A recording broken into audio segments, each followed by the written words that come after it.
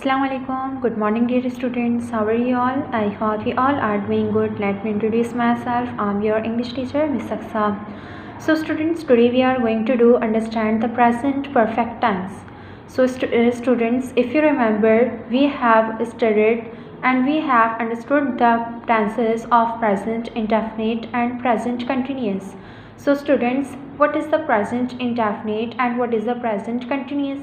So, students, you have to practice that two tenses of present indefinite and present continuous so that we can go ahead to understand anything else. So, students, today we are going to do understand the third one tense in this video. So, students, the tense name is present perfect. So, students, present perfect के नाम से ही वाज़े हो रहा है present मतलब के हाल, और परफेक्ट के अगर हम एक्चुअल मीनिंग देखें तो एक्चुअल मीनिंग क्या होता है, बिल्कुल ठीक, बिल्कुल सही।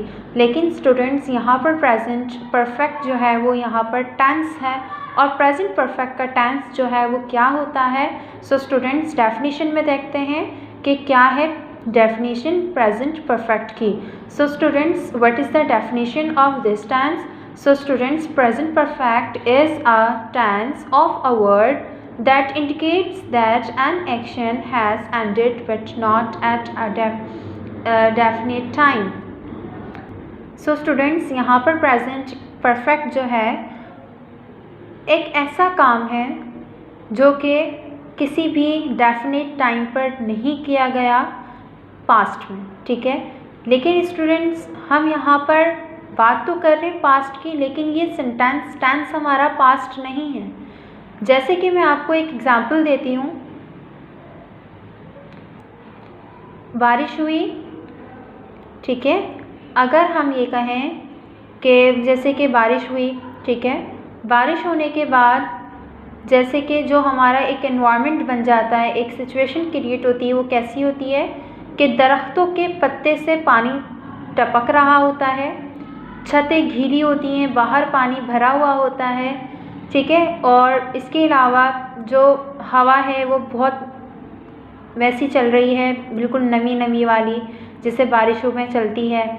इसी तरीके से परिंदे जो हैं वो चहचहा रहे हैं और बिल्कुल एक ऐसा, यानी कि बारिश होकर ख़त्म हो चुकी है, ठीक है।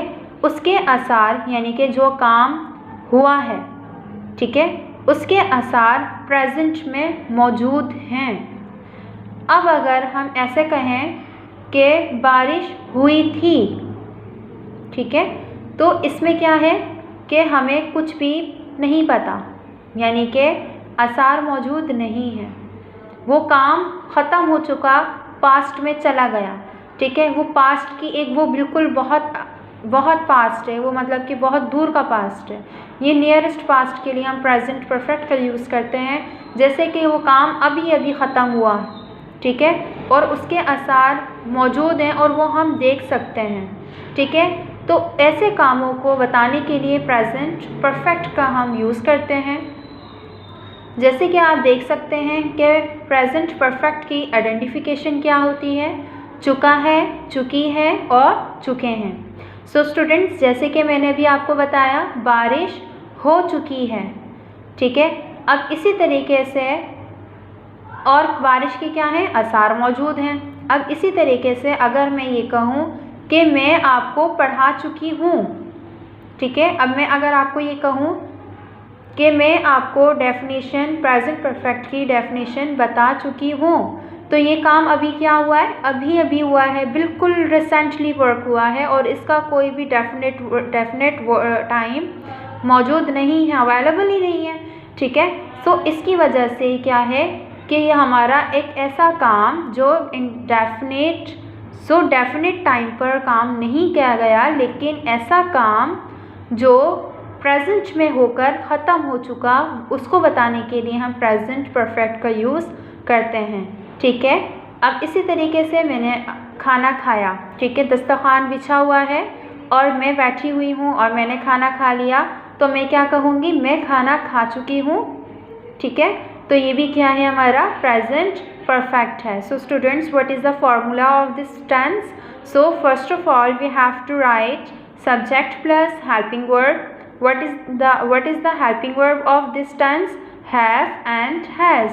There are two helping verbs of present perfect plus verb with third form and then object. So as you know students, what is subject? Subject is doer of an action. And what is verb? It shows an action. And what is object? Receiver of an action. जो भी काम करता है वो subject होता है, काम को show जो करता है वो verb है, और जिस पर काम किया जा रहा होता है, जो काम को receive करता है वो क्या होता है? Object होता है. So students, यहाँ पर helping verbs मौजूद हैं. Helping verbs का क्या काम है? ये हमारे tense को indicate करता है, express करता है.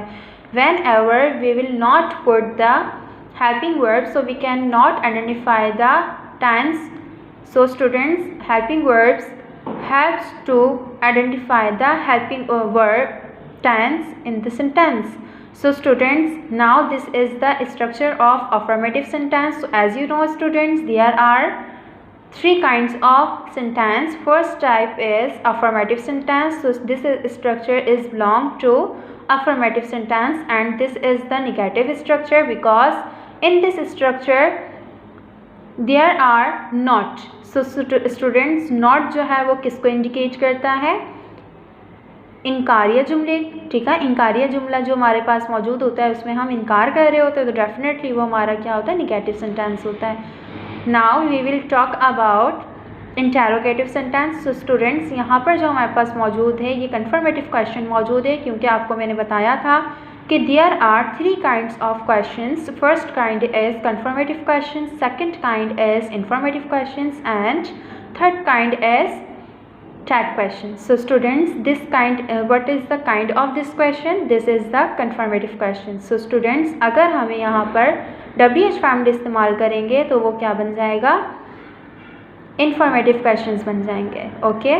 So students, यहाँ पर use लिखा हुआ है, use of helping verbs. What are the use of these helping verbs? So students, have, use with I, we, you and they. And students, this is has. So students, this is used with he, she and it. As we can say, this is used with third person singulars and with any other name. So students, यहाँ पर sentences use हैं. हमें यहाँ पर sentences बनाने हैं. किसे use करते हुए?